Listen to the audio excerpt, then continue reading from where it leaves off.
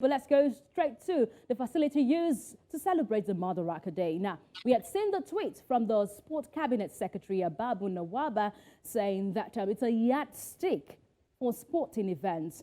Now, quoting the amount used for the renovation of the stadium in 15 weeks, and that should be 3 months. And that was a swift one there. So the Sport Cabinet Secretary had said that it's a yardstick for a competition that Kenya will get to host.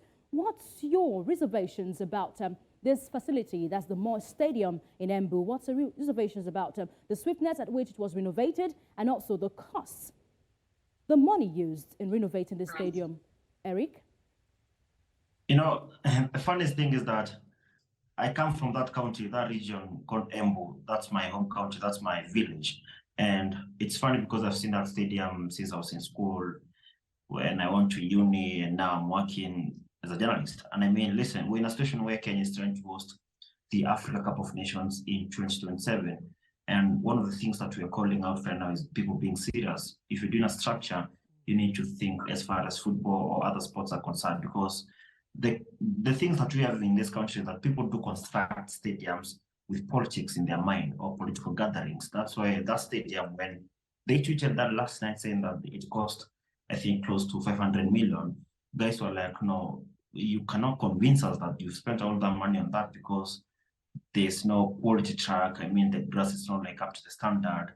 There are no seats, because I mean, they put some plastic seats. Those red things that you're seeing over there, those are not like real stadium seats. Those are plastic seats that have been taken out now after the Madaraka Day celebration today. So I mean, for Kenyans, they felt that this was like, let's say, half a job done, or probably not even half a job, probably a quarter of a job. So people are calling for seriousness, because we've seen in the last regime of the government, we were promised 5 stadiums and none of them was delivered. And what the government has been doing right now is that they've been going throughout the country and launching and constructing stadiums that don't meet the criteria, or let's say the standards of FIFA and CAF, and people are obviously not happy with that. So when we see some of these structures being launched in the country, people get very mad, because we know very well that our national team, Harambee Stars, cannot play our games in Kenya right now because we don't have a FIFA standard stadium. So that's why there have been an uproar yesterday and today, probably in the coming days. So my opinion is that we need to do better. That stadium that has been unveiled in Embu, I mean, there's so much work to be done there. If we're going to host the Africa Cup of Nations in 2027, that could have been one of the stadiums that we could have used, because this stadium, like the entire thing, you can do close to that 5,000 seats, but now they've done a shoddy job. So for me, I mean, there's a lot to be done. Okay, let's look at in contrast. The Nyayo Stadium was renovated with over 600 million Kenyan shillings, and now Ababu Nawaba, the Sport Cabinet Secretary, says the Moy Stadium in Embu was renovated for over 500, I would say, or over 400 million Kenyan shillings. Now, in comparison, would you say that the work done there should get a pass mark? Was 100% job done there? And does it meet FIFA standards to host them competitions?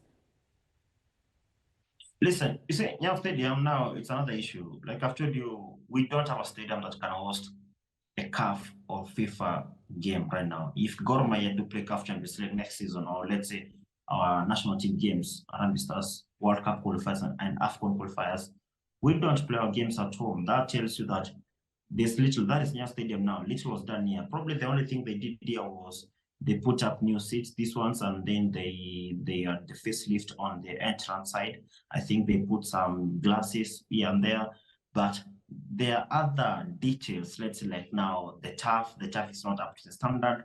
There's no floodlight at Nyayo Stadium.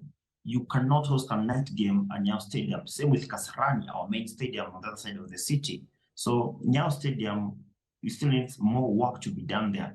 There's no media center, there's no media tribune, there are many things. I mean, the tunnel is not looking up to the standard, the dressing rooms are not up to the standard. So Nyayo Stadium was closed for like 3 years in the last regime of the government, and you can say not so much was done apart from the seats. That is the only thing you can say, okay, they did a good job on that one, but everything else remained the same. And I can say they wasted so much time, because those seats were installed at Kasarani, probably they took like 3 weeks to do that.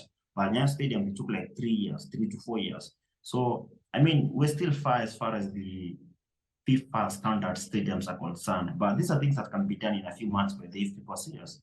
Kasarani and Nyav Stadium. We've hosted our games there, Arambi Stars, Rugby, Athletics.